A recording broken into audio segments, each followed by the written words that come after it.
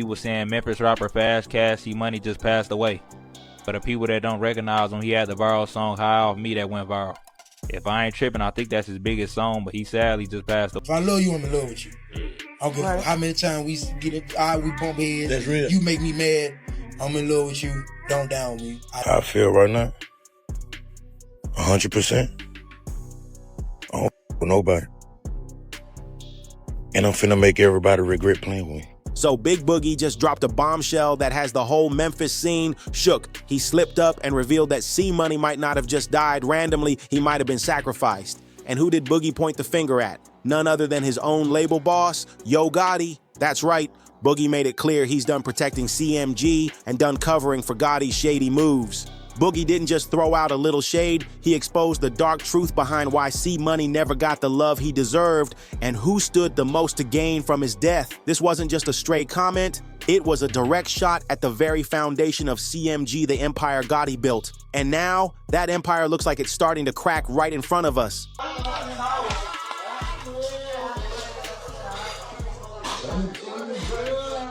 What happened, gang? They just said my got killed.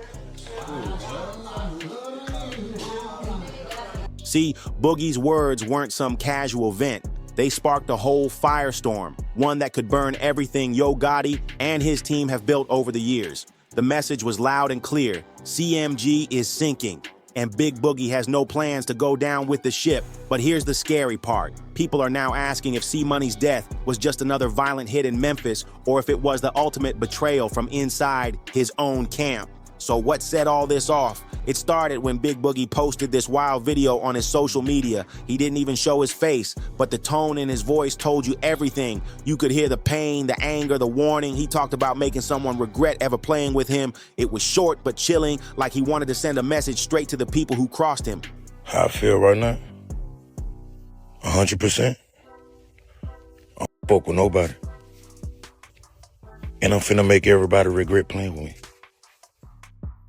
That's all I gotta say. Fans were scrambling, trying to piece together who he was aiming at, but then Boogie followed up with an even more cryptic IG story that made everything way messier. He wrote, "I'm focusing on my daughter, myself, and my career.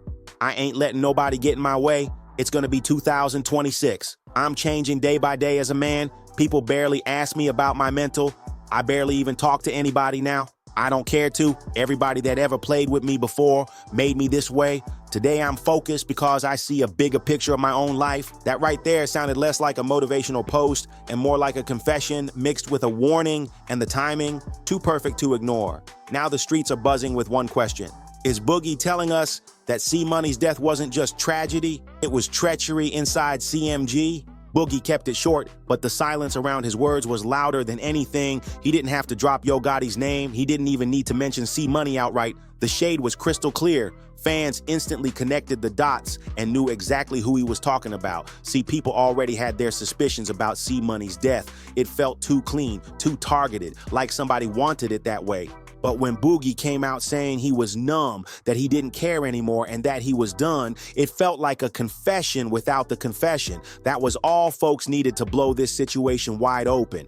Now let's rewind. Fast Cash, C Money lost his life in a shootout that shook the whole Fraser neighborhood in Memphis. At first, everybody thought it was just another random night of senseless gun violence.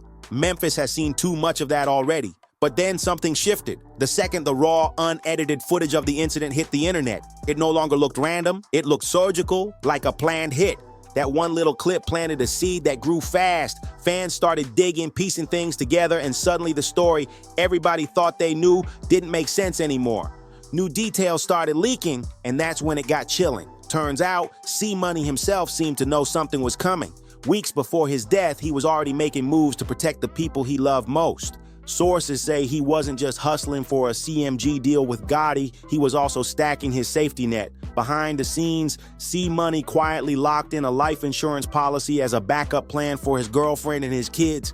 Think about that. This man was working like he knew time was short, trying to leave something behind in case the street swallowed him whole. But here's the heartbreaking twist. Despite all that planning after his death, his girlfriend Kaya had to set up a GoFundMe just to cover his funeral costs and to help raise their kids. That shocked everybody, because if he had insurance, why was she online asking for help? Kaya even posted a sweet but gut-wrenching tribute on Facebook, writing, "Courtney taught me so much. So happy we got to love on each other. You took my heart with you for real. All I can do is play your music to hear your voice." That post hit different. Fans were confused, angry, and suspicious all at once. If C-Money made sure to take care of business before he passed, why was his family still left struggling? And more importantly, who really benefited from his death? Yeah, C-Money might have still been an up-and-coming name, but one thing everybody knew, he wasn't the type of man to leave his family stranded. If the rumors floating around are true, then he was already making plans for what would happen to his loved ones if he didn't make it. And here's where it gets wild. Just days after his death, a leaked document popped up on Reddit, supposedly showing pieces of C-Money's CMG contract. That leak suggested he was set to receive a payout from CMG in the event of his passing. But when it came time to collect the money, poof, gone like it never existed. People instantly started looking at Yo Gotti. Fans expected him, as the boss of CMG, to at least step up for C-Money's family. After all, the man had been affiliated with CMG, and whether Gotti wanted it or not, that alone put a giant target on C-Money's back. But instead of support, what did Gotti give? Silence. No tribute post, no words of comfort, no money sent to the family, nothing. That silence was deafening, and to many, it felt like a confirmation of the darkest theory circling online. Yo Gotti might have sacrificed C-Money, cashing in while leaving his family with nothing. Here's the part that really stings. C-Money had literally just gotten signed to CMG the day before he was killed. In the footage that leaked online, you can actually see him and his crew celebrating, all smiles and hype about the new deal. Then out of nowhere, a car pulled up and unleashed gunfire. According to police reports, multiple homes were hit during the shooting, but somehow only C-Money lost his life. That's no random spray of bullets. That looks calculated. Fans can't help but wonder if the chaos of the shootout was just a cover for a very specific operation to take C-Money out. And here's where things turn from shady to downright scary. See, C-Money wasn't just another hungry artist chasing a deal. He was already making noise in Memphis on his own.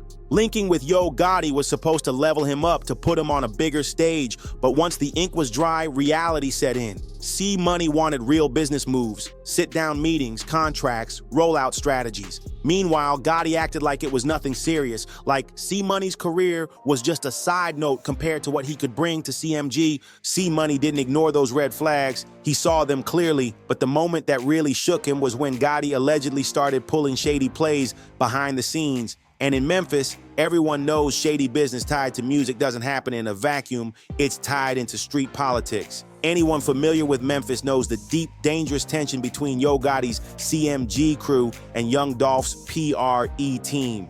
That beef runs heavy through the city, and when you're caught in the middle of it, it's not just music anymore, it's survival. After Young Dolph's murder, the streets got louder than ever, and most of the noise was aimed directly at Yo Gotti and his brother Big Jook. The whispers turned into straight-up accusations, with many claiming Big Jook himself gave the order for Dolph's hit. That meant from that moment on, every single move CMG made was under a microscope. And when things couldn't possibly get more tense, they did. The arrest of Hernandez Govan, a man tied to Dolph's killing, flipped everything upside down because Govan wasn't just some random face. He was a close friend of Big Jook. The connection was too easy to make and people ran with it.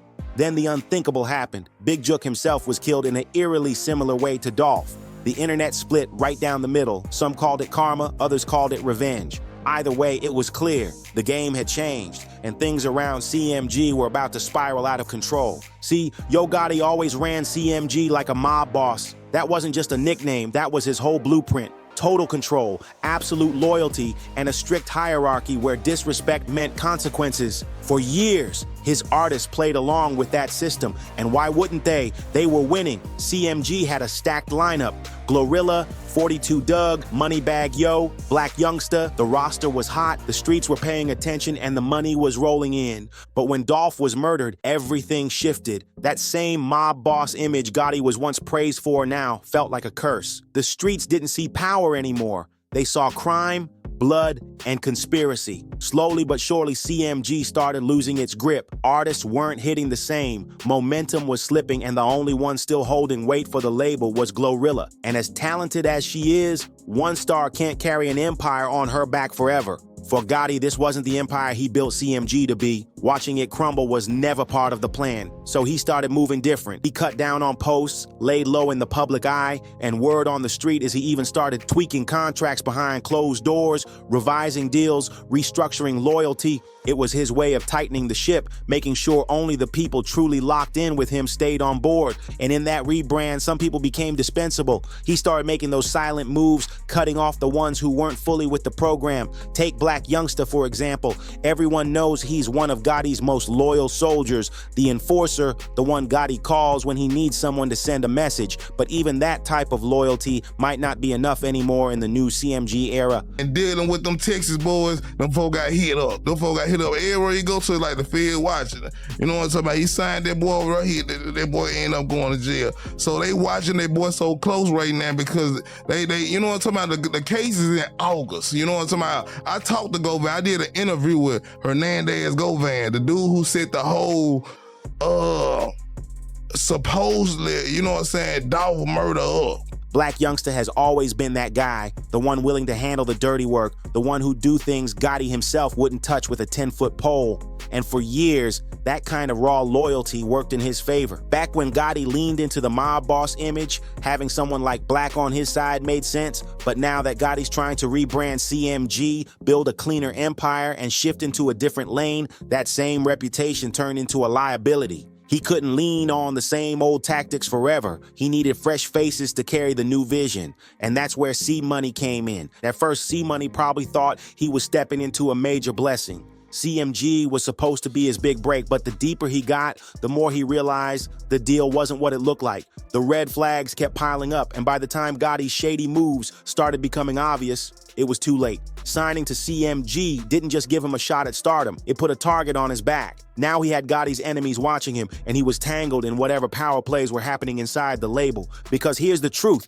Gotti wasn't really looking for another artist, he was looking for an escape plan. And for him, C-Money was that plan, a way to reset, to redirect the focus, to keep the CMG machine alive while he played chess in the background. But the price of that move, it cost C-Money his life. The entire CMG circle was shaken when news broke about Fast Cash C-Money's death. But no one took it harder than Big Boogie. From the very first post he made, you could see how deep the pain cut. He wrote, C-Money Smith, Jesus brother, I'm hurt to my heart, my favorite rapper from day one. I'm hurt about you, boy. That wasn't just grief, that was a man breaking down in public. Boogie's pain spilled over into his real life too. He went as far as canceling his own birthday bash in Memphis, something that should have been a celebration. On Facebook, he posted, I'm straight on Memphis. Birthday bash canceled, you guys lame forever. He tagged C-Money and dropped crying emojis, and even though the post was short, it said more than enough. To outsiders, it may have looked like an artist mourning his friend. But to the ones paying attention, it looked like a man pulling back, laying low, trying to avoid becoming the next name in the headlines. In a rap world already drowning in bloodshed, Boogie wasn't about to risk another funeral for himself or for anyone close. Plenty of people actually thought Boogie canceling that Memphis birthday bash was the smartest move he could have made, and they didn't hold back saying it online. In the Facebook comments, folks were writing things like, that was a good idea, bro, you just saved people's lives. Another said, he threw a pool party in my city, Atlanta, because he knew if he would have did it in Memphis, it would have went sour. And someone else added, do your birthday bash in Atlanta, gang. The message was clear. Boogie dodged the setup that could have turned deadly. But then things got even weirder. Fans started noticing a pattern with the cryptic messages Boogie had been dropping ever since C-Money's death. In one post, he wrote, everybody finna regret what they did and said, watch this. In another, he warned, going silent is my final warning. At first, people brushed it off, thinking it was just regular rapper talk. But now, with C-Money gone and Yo Gotti staying suspiciously quiet, those words don't feel random anymore.